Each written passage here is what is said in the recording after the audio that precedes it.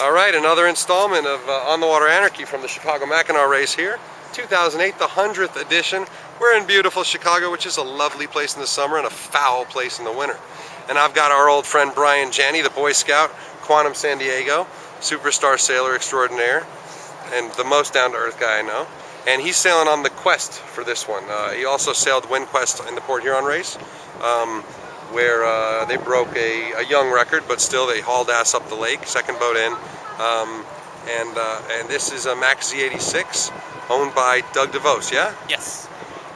And Doug is the same DeVos family that's known for Amway and for Dick's gubernatorial campaign last year. But the guy loves to sail, and he's back on the boat for this one. Right. Both of them. He was on for both of them? Well, no, both brothers are going to be on. Both on. brothers are on this time.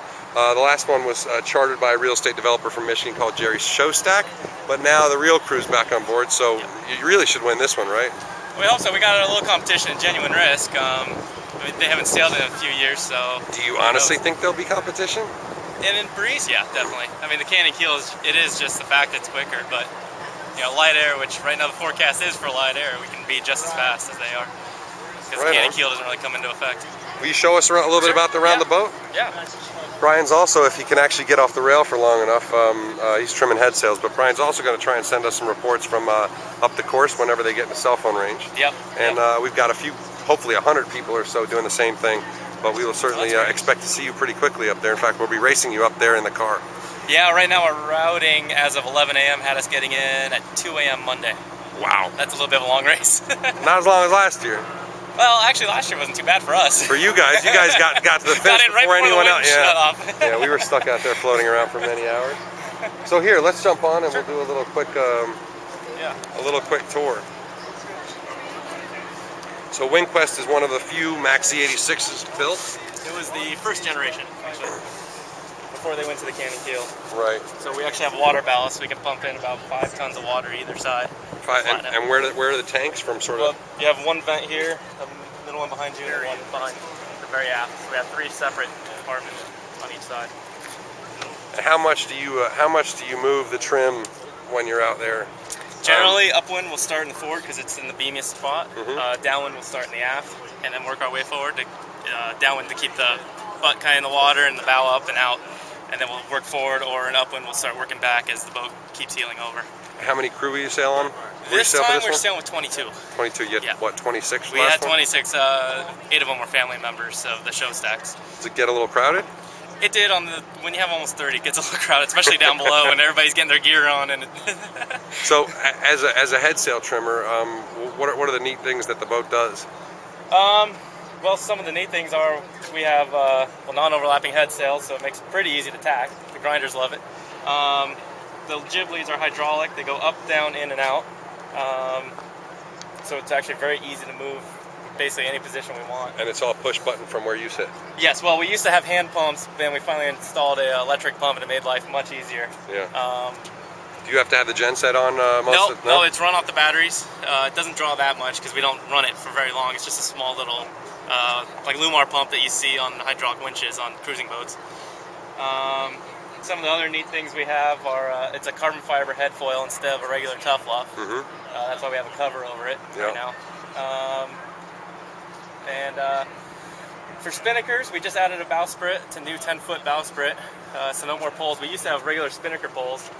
To give you an idea how long they were, they went from about right here on this stanchion all the way to the back stanchion in the boat. That's how long the poles were. So it was like 45 feet. So that's about the same as you get now with the sprit. Yeah, exactly. Yeah. And so now jiving, we cut jiving time down at about, took a minute off of it. Yeah. Now, do you guys jibe inside or outside? Generally outside. Right. Just the kites are so big to try and pull around the headstay.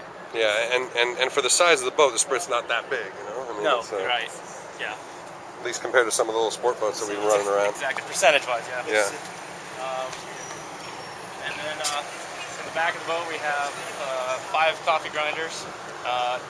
We can link 3 of them into the head sails, or 2 into the runners, or 3 into the main sheet. And it's just great. You can get a ton of power. one thing about this boat is you work as a team. None of the sails can be moved by an individual. It takes 3 people to move a sail. Jib, spinnaker, doesn't really matter, minimum. Our code 0 takes about 10 people to move, or masthead Genoa. Boy. Yeah, our code 0 goes 125 feet up to the top, and it sheets back to about that Kevlar patch on the deck. It's a powerful sail. I think everything has to be powerful on this Yeah, boat. right. And I think I've had friends sail on the boat, and they've said it's a great boat, but it's a truck. It is. It is a When you have loaded the tank down when you have truck. it tanked up, it's like it's almost on rails, and it's like Mack truck just going on. Don't get in our way. We go. Does it make scary noises? It doesn't really make scary noises. The most interesting thing I thought was the surging of the water. First Yeah. time I ever sailed on the boat. It's different than any other boat. Just the momentum the water gets in the tanks, actually. And you keep And there's feeling when you're driving. not a lot of baffles in them. They're just sort of slosh a little Well, bit. we just have the 3, and And they're open in the tank. they're open at the top, and there's no way to really lock them in. So every once in a while when we're sailing up and we have to top them off every hour or 2 hours. Feels like someone's ooching. It does, and it feels like you have to keep heading up because the bow keeps on wanting to go down when you're driving. Give us a quick tour down below if you don't mind.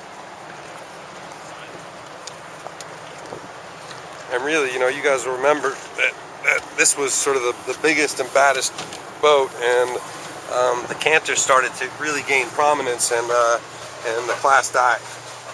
And now there's just, what, 3 or 4 of them sailing around, I think. Exactly. Well, this was actually the only one built with water ballast. All the rest were canting keel. So we just have this is our galley setup. Just boil water. We basically do freeze dried.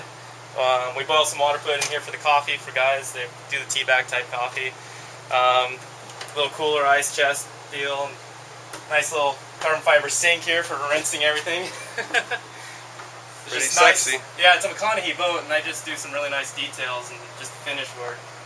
I mean, every little last thing, little grab rails in carbon, really sexy, bunks in carbon. And This is our cruise storage, about the size of a loaf of bread. this is what each person gets. This Huh? is all you're allowed to bring, no matter if it's Transpac or if it's you know, a Mackinac race. And the joke is you want to get here early because the compartments actually go sideways in the next guy. So if you can fill it up, you can actually take up a little bit more room. You literally have a space that is about 2 feet wide or less by about a foot and a foot deep, and that's it. Now our foul weather gear going the hooks up forward. This is only for like a change of shirt, you know, pair of socks, underwear, Right. whatever. And we then- have 8 bunks on each side. Where's the navigator? Nav station's right behind here.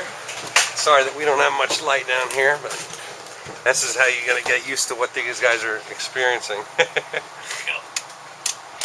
Oh, Get your panel off, I think. there we go. Excellent.